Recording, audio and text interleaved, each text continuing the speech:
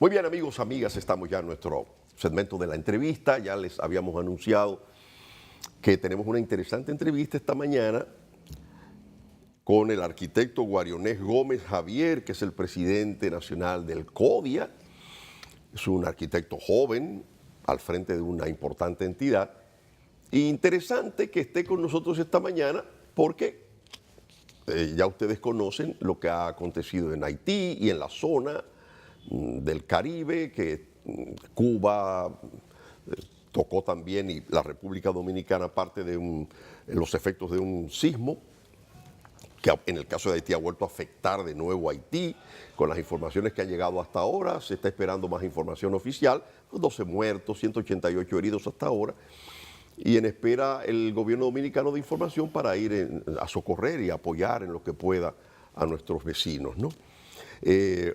Siempre se ha dicho, y no es la primera vez, ¿verdad? El mismo CODIA ha advertido que hace falta un poco más de control en las edificaciones, porque fíjense ustedes, en el caso de Haití, el hecho de que veamos en las fotografías que se han servido a la prensa de edificios derrumbados, es porque he oído decir que allí no se construye con mucha calidad en la construcción. Las varillas, la zapata, todo aquello que le da fortaleza a una edificación.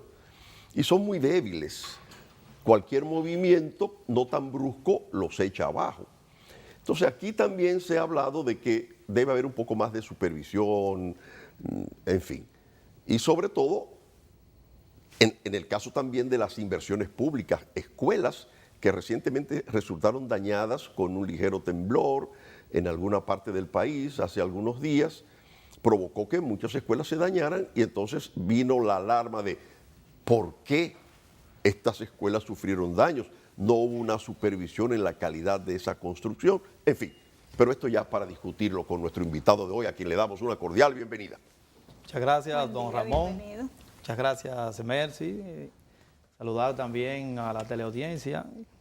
A través de esta oportunidad que ustedes nos dan a nosotros, nos permiten llevar algún mensaje a la ciudadanía. Ni que hubiese sido programado, ni que nos hubiésemos imaginado de que durante el fin de semana 2 temblores iban a ponernos en alerta ante la situación que vive nuestro país, ante la vulnerabilidad de muchas de nuestras zonas.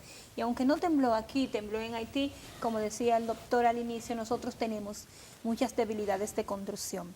Desde la organización que usted preside, cómo estamos, cómo hemos ido avanzando para que el dominicano comience a tener alerta, no alarma, alerta sobre lo que son los sismos.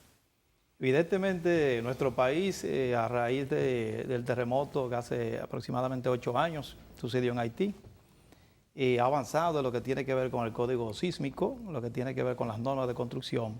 Sin embargo, no es suficiente con que tengamos esas normas, porque aquí lo más importante en este momento, entiendo yo, que es reducir lo que es las construcciones o la construcción ilegal y que tiene un alto nivel de irregularidad.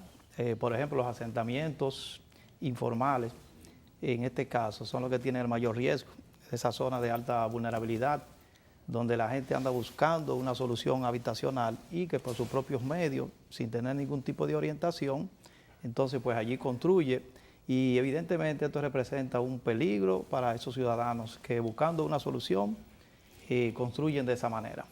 Esa es la parte más difícil porque ahí se involucran una serie de aspectos. Es el ciudadano que quiere tener un pedazo o levantar una vivienda en cualquier parte, pero es también el político que se lo permite en razón de la politiquería. Si yo te permito que tú hagas eso y pones una bandera de un comité del partido, no hay problema. Eso lo vemos mucho. Aquí hay incluso barrios, yo conozco el caso del barrio Moscú en San Cristóbal, que está por debajo del nivel del río. Óigase bien, ¿eh? O sea, eso es inundable por naturaleza. Sí, así es. Y las autoridades políticas que fueron los que le dijeron a esas personas, vamos a sentarlo ahí, no tuvieron reparo en decir, caramba, y mira que hubo ingenieros ahí en eso.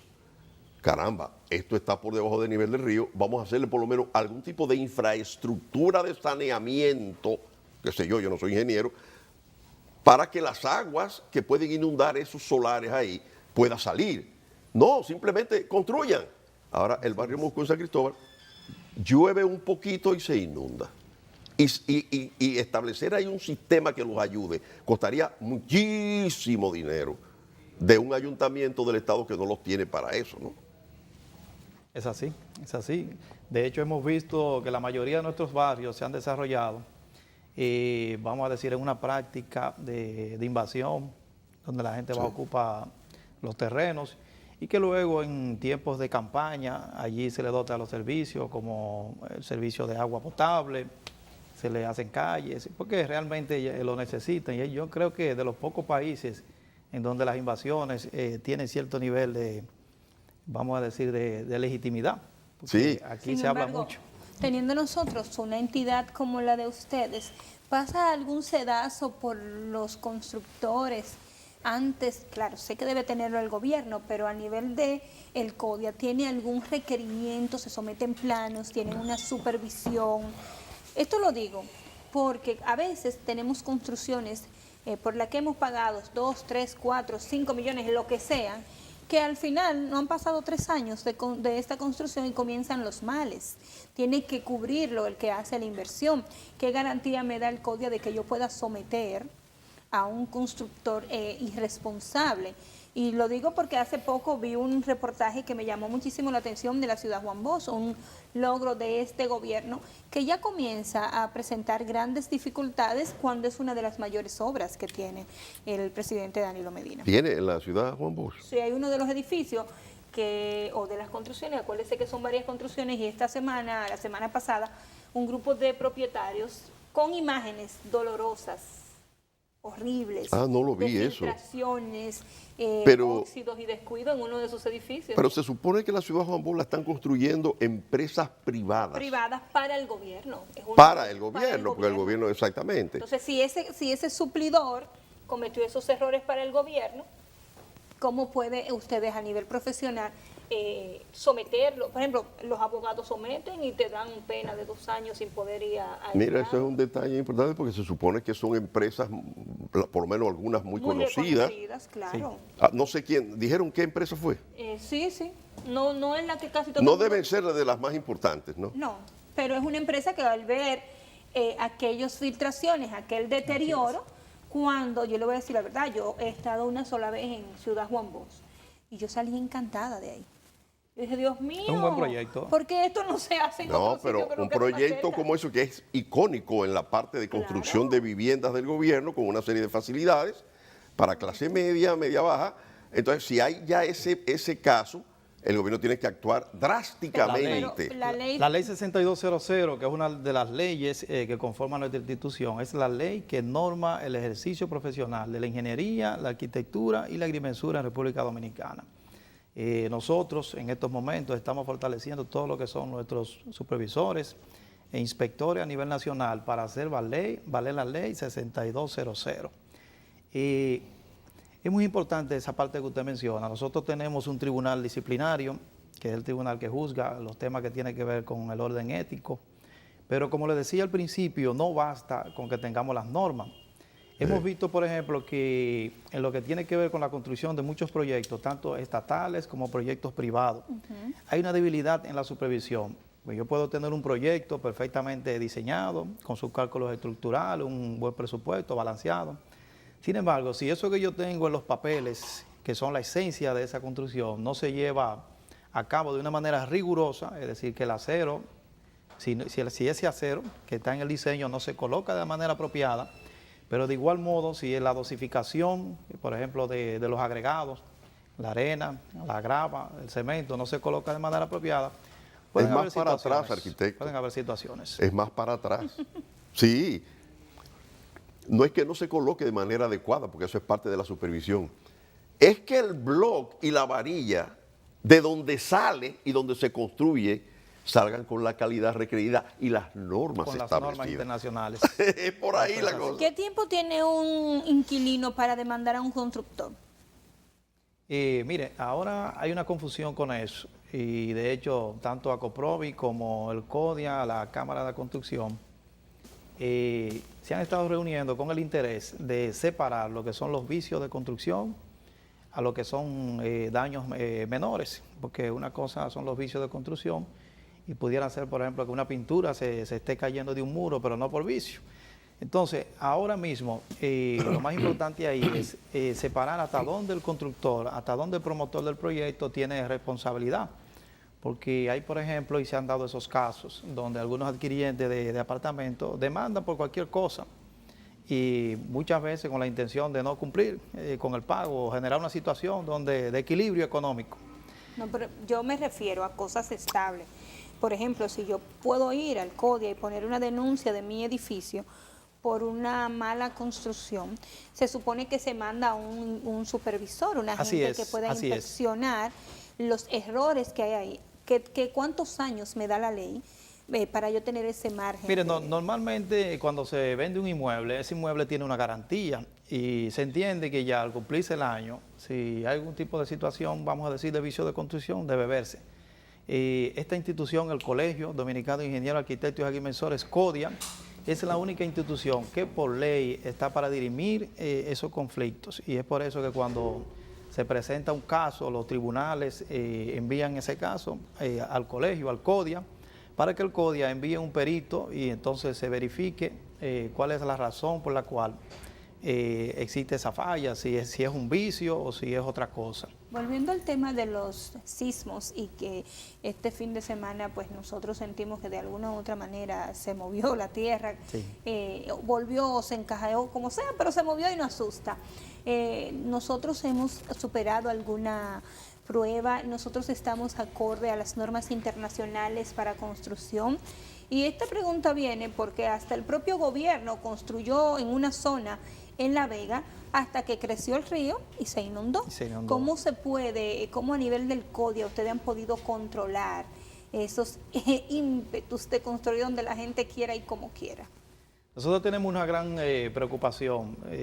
Nuestro país, nuestra isla, es una zona de alta actividad sísmica. Ustedes saben que son 13 fallas que cruzan toda la isla en la dirección longitudinal y precisamente este terremoto que acaba de suceder en Haití, en la misma isla, está cerca de la falla septentrional, ya al final, allá arriba. Y decía en principio ahorita que las normas están perfectamente. Ahora, ¿cuál es la preocupación que tiene la institución? Son las construcciones ilegales, pero además que no estamos cumpliendo a cabalidad con la ley 14702, que es la ley que tiene que ver con la gestión de riesgo. Con la gestión de riesgo, ustedes saben que la gestión de riesgo involucra a todas las instituciones, primero al presidente de la República, que está haciendo lo suyo, yo sé que lo está haciendo, que ha dado muestra de ello. Sin embargo, todos los ministerios que están involucrados ahí, entiendo yo que al día de hoy no están todos cumpliendo con la ley, porque se entiende que se debe hacer un plan nacional de gestión de riesgo cada año. ¿Qué implica esto? Esto implica que, por ejemplo, si hay zonas que son de alto riesgo, las instituciones como Obras Públicas, entre otras instituciones, tienen que ir allí y verificar si hay algún tipo de debilidades. Ustedes saben que cada cierto tiempo tenemos la temporada ciclónica, que termina el 30 de noviembre, pero que además durante todo ese periodo suceden un sinnúmero de cosas, de inundaciones, y por qué no, como el caso que acabamos de ver. Hace aproximadamente unos 15 días ya el CODIA había advertido, a raíz del terremoto que vimos nosotros en Montecristi. Fue un terremoto de 5,2. Este que vimos en Haití, primero de 5,9 y en menos de 24 horas tenemos otro de 5,2. ¿Qué nos dice a nosotros? Que debemos prevenir, porque no es lo mismo ser reactivo que ser preventivo. Si nosotros preparamos a la ciudadanía, si todas las instituciones, ya tanto públicas como privadas, se preparan, yo entiendo que pudiéramos tener nosotros mayores resultados, porque los terremotos son impredecibles, no hay forma de predecir un terremoto. Pudiéramos nosotros tener medidas quizás con los huracanes y ese tipo de fenómenos naturales, pero los terremotos son sorpresivos. Pero si tenemos una ciudadanía y si tenemos además las instituciones que están preparadas para eso, yo entiendo que los daños van a ser menores. Sí, arquitecto, si aquí ocurriese un terremoto de una magnitud zafa, ¿no? Dios nos libre, pero eso puede acontecer. Sí, así es. si o sea, de 6, categoría catastrófica, ¿dónde se ocurrirían los peores daños, de acuerdo a lo que usted señala? ¿En los lugares donde no ha habido supervisión o aún donde se supone que hay las normas establecidas y la supervisión? Bueno, O sea, usted habla de los lugares donde se construye sin normas, en las barriadas, sí. pero también en la zona céntrica donde hay edificios muy altos de muchísimos pisos, hay control. Porque yo he oído gente que dice que se violan también las normas. Sí, pero la mayoría de los proyectos que cumplen con toda la permisología y nosotros hace aproximadamente una semana, algo más de una semana, y nosotros enviamos unos técnicos a Montecristi a evaluar las edificaciones que sufrieron daños allá, escuelas y hospitales, y vimos un fenómeno muy interesante. Y la mayoría de las escuelas que fueron construidas con el programa de edificaciones escolares no fallaron. Las edificaciones que fallaron en su gran mayoría fueron edificaciones viejas y que muchas de ellas fueron intervenidas y fueron remozadas. Sin embargo, esas edificaciones fallaron. Ah, edificaciones escolares. Escolares. Viejas. Viejas, Sí, fallaron. viejas. Construidas, qué sé yo, en los gobiernos de Balaguer, por ejemplo. Construidas en diferentes Etapas. periodos. Y yo Sí. digo que este país es bendecido por Dios porque hemos tenido dos movimientos El vacación telúricos. aquí. Dos movimientos telúricos y los dos han sido fines de semana. Imagínese usted que en una edificación escolar donde hay niños que no tienen información, que no saben cómo van a reaccionar frente a una situación como esa, que la gente termina tirándose muchas veces. Y es por ello que yo digo que tenemos que preparar a la población. De hecho, en las escuelas tenemos que hacer simulacro de qué hacer cuando viene, por ejemplo, un fenómeno natural y específicamente si hay un terremoto, porque es que no sabemos. Pero gracias a Dios, los dos movimientos telúricos han sido fines de semana. Imagínese usted. Esa es una buena recomendación al Ministerio al Gobierno y al Ministerio de Educación, porque se han hecho simulacros en algunos casos. Pero no tenemos Pero conciencia de sí, educación. en las escuelas es donde más debe hacerse. Nosotros no Sí, así es. tenemos, y yo creo que el CODIA puede hacer una excelente labor social, orientándonos de alguna manera, tanto a nivel de educación inicial, secundaria o en educación superior, de cómo debemos comportarnos ante una catástrofe de esta magnitud.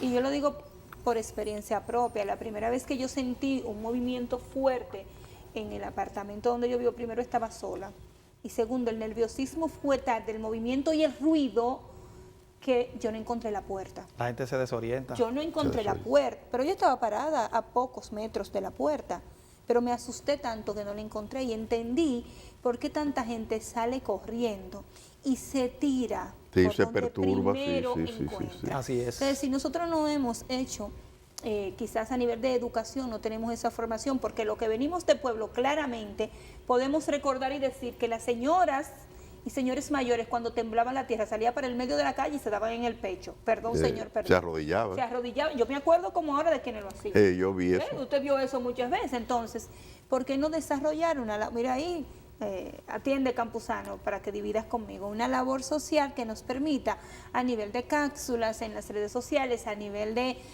charlas y orientaciones en las escuelas, cómo enfrentar una situación como esa? El CODIA tiene un capítulo, el capítulo de riesgo que corresponde al Consejo de Dirección de Núcleo de Ingeniería. Nosotros no hemos parado de trabajar. Nosotros tenemos nuestro plan de gestión de riesgo, que lo hemos tenido todo el tiempo, pero que además, por ejemplo, en la zona colonial, que lo hicimos como piloto, con todas las juntas de vecinos y los comerciantes también, ya ese plan está montado en toda la ciudad colonial.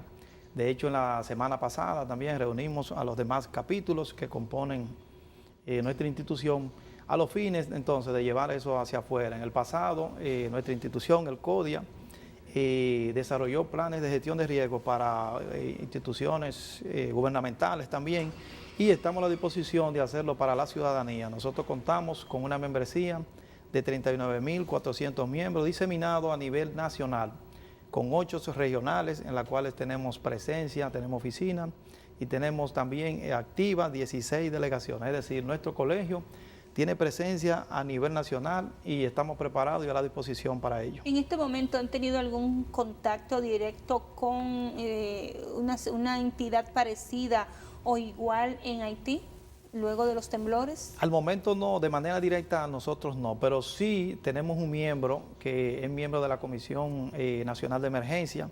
Tengo que ver si ya ellos a través de la Comisión Nacional de Emergencia que maneja el Estado Dominicano, a ver si ya ellos tienen planes. De ser así, yo estoy seguro que nosotros somos los primeros, porque tenemos representantes allí. Pero si usted tiene 39.000 miembros, ¿fue que me dijo? 39.400 ¿Cuántos dominicanos miembros del CODIA trabajan en Haití? Esa estadística no la tenemos. Porque usted sabe que las empresas de construcciones más grandes de nuestro país operan en Haití.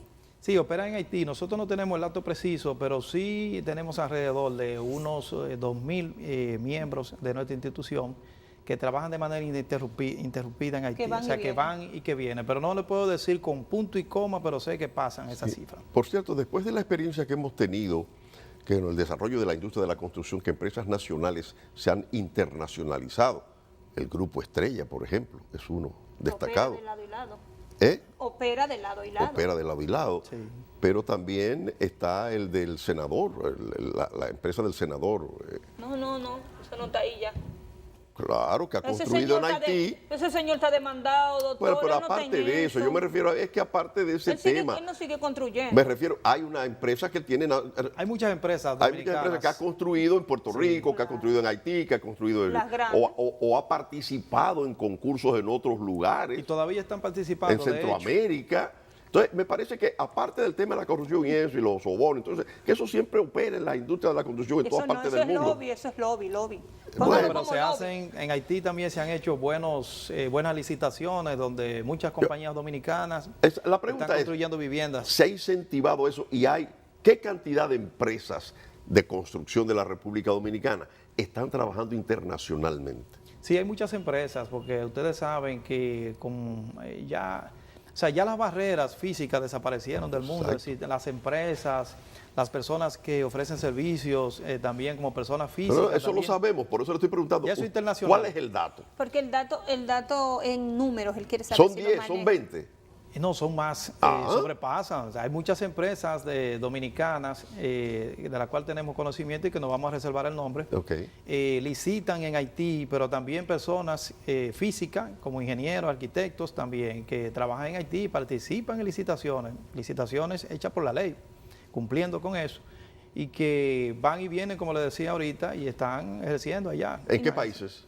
Le estoy hablando específicamente en Haití también, ¿Y qué otros lugares? En otras islas también, en Puerto Rico también, en la isla Turcos y Caicos también hay compañías que están diseñando. Pero en Puerto Rico y que pueden diseñan y construyen. en Puerto Rico no, en Haití pueden irse todas las empresas de construcción que hay en el país y ni así se arregla. Porque el Estado debería fomentar eso, porque esas empresas nacionales que van y ganan un concurso fuera y se ganan un dinero en dólares o en los pesos del país donde trabaje, deben pagar impuestos en la República Dominicana. Pero son grandes, doctor. Y los grandes no Se pagan. supone que deben pagar impuestos a la República Dominicana. Esa empresa de Odebrecht y las empresas brasileñas que han estado, y que ahora esta Odebrecht tiene un escándalo, pero está Andrade Gutiérrez y hay otras. Sí, ya le tocará pagan, al óyeme fisco. bien cuál era, el Estado brasileño da el financiamiento, esas empresas vienen y construyen, pero ellas depositan sus capitales allá y le pagan impuestos al Estado brasileño. Sí, es así, evidentemente en Brasil lo que tiene que ver ya con el tema de los impuestos, vamos a decir la parte impositiva, son más rigurosos que nosotros aquí, hay mucho menos evasión. Mire, Eso es ya así. lamentablemente el tiempo es muy corto. No me parece un agente de la MEVE vestido de otro color haciendo señas, pero me gustaría una recomendación final a nuestro público, sobre todo a nivel del tema de edificaciones y cuidado y lo que ustedes como especialistas manejan de lo vulnerable que pueden ser algunas de nuestras zonas. Sí, en términos genéricos pudieran decir, primero a las autoridades, que vamos a organizar nuestro país, vamos a cumplir con la ley 147-02 sobre la gestión de riesgo y vamos a preparar a la ciudadanía para que esas zonas donde hay alta vulnerabilidad al momento de ocurrir un siniestro o cualquier situación de fenómeno natural, que no haya tantas pérdidas humanas, pero también que no haya pérdida de sus propiedades y que el entorno que se conserve. Está también la ley 6400, que es la ley que tiene que ver con medio ambiente y recursos naturales. Es decir, nosotros tenemos un marco jurídico que tiene todas las herramientas para nosotros tener una ciudad segura, una ciudad tranquila, un país en orden. Simplemente lo que hay que hacer es cumplir la ley y recordar que nuestra institución, el CODIA, tiene a los profesionales preparados y está a su disposición a los fines de servirle para que la ciudadanía tenga construcciones seguras y que estén orientados en lo que tiene que ver con la gestión de riesgo. Arquitecto Gorionés Gómez y Javier, presidente del CODIA, gracias por asistir al programa. Interesantes sus declaraciones. Que tenga un buen día. Gracias. Gracias a ustedes. A ustedes nos vemos mañana.